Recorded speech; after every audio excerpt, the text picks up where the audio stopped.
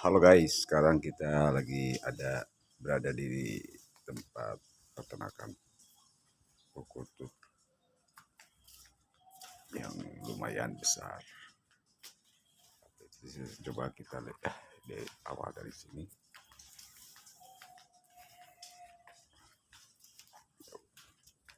Ini induk-induknya, ini perkututnya semuanya kualitas lomba.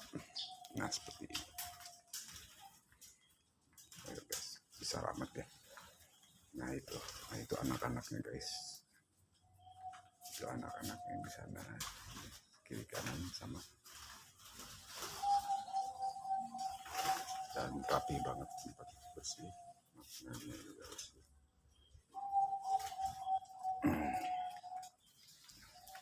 Seperti ini guys, itu sama lah, besarnya ini sama konang-konang ini. Nah itu guys anak-anaknya guys, bisa mungkin dari sini ya.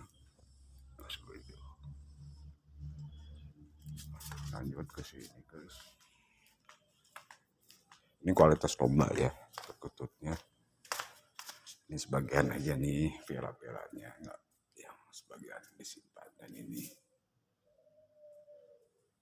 apa trennya. Nah itu guys, dan ini juga ini anak-anaknya guys.